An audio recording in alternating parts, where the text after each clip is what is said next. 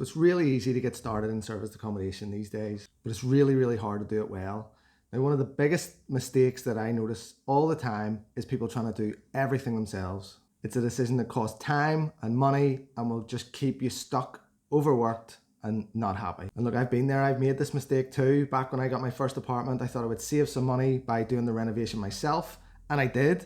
But the issue was it took so much longer than it would have taken if I had just got a professional in, and also the job would have been done a lot better if I got a professional. So not only did I miss out on profitable bookings, but the finish wasn't really as good as it should have been. And the same mistake continues after people get up and running. So I'm going to show you 3 scenarios that show how trying to do everything yourself is actually costing you money and, more importantly, time. So scenario 1 is basically start from scratch and you do absolutely everything yourself. You do the cleaning, you wash the linen, you deal with all the guest communications, all the issues when the guests are there, everything yourself. Now this will save you a lot of money. So a clean, for example, on a 2-bedroom apartment averages about £25 per go. Linen, hotel quality linen, is about £10 to £15 per go. So you're going to save a lot of money if you're buying linen and you just wash it yourself. If you do all the cleaning yourself, you don't have to pay any cleaners or any management fee to any company to run this for you. However, you really do need to factor in the cost of your time. This can add up. So a clean, for example, can take up to 3 hours. Then there's the time and work involved in the washing, ironing, drying of the linen and the storage of it too. And this is only for the housekeeping side of the business. Once the guests actually come in, there's all the communication that you need to have with the guests. So that's before they arrive, during their check or during their stay, and after. So you need to keep your phone handy at all times, and guests will phone at all hours of the day with queries and messages and things they think are really urgent and need sort of there and then. So a hidden cost of this scenario is that you're on such a steep learning curve. You're going to make mistakes, the costly mistakes. You're going to take the wrong guests, the wrong bookings. Your systems are going to be all over the place. It's going to take you more time to run the business than it should, and it's maybe going to take you a few years worth of bookings before you get proficient and a bit of expertise. So let's talk numbers then. So if you're starting from scratch, doing everything yourself on an average 2-bed property, year 1 you might bring in £20,000 a year. Now if you're doing all the cleaning and all the linen, you have no real cost apart from your time. Now if you run the business, it's really important that you put a figure on your time. So if you say even you're worth £10 an hour, then it costs about 10.5 grand for the business to pay you to run it, leaving about 9.5 grand worth of profit. The scary thing is that £10 an hour is just above minimum wage. I don't think anyone would want to pay themselves £10 an hour to run their own business.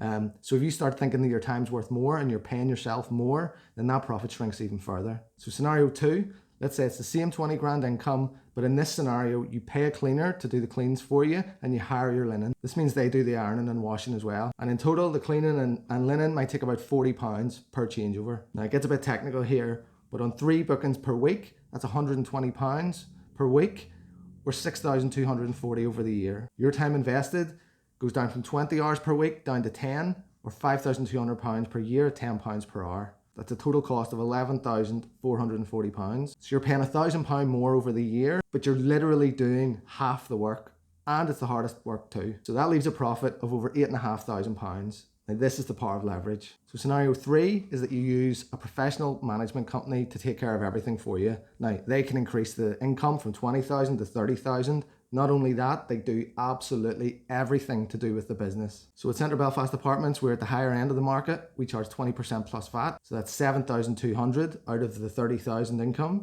Add in the changeover costs of 6,240, and the total costs come in around 13,500. Now that leaves over £16,500 profit. Now even if the management company isn't able to grow the income to 30,000, say it stays at 20% commission plus VAT, plus the changeover cost comes in at just over £11,000, leaving almost £9,000 in profit. Now that's still better than the figures in scenario 2. And remember, you're doing literally no work whatsoever. Now you may be thinking to yourself, the 10 hours from scenario 2 doesn't seem that bad, and it's 10 hours that you wouldn't miss. The issue is you don't get to decide when those 10 hours are. So bookings come in at random times, changeovers almost always happen on a Sunday.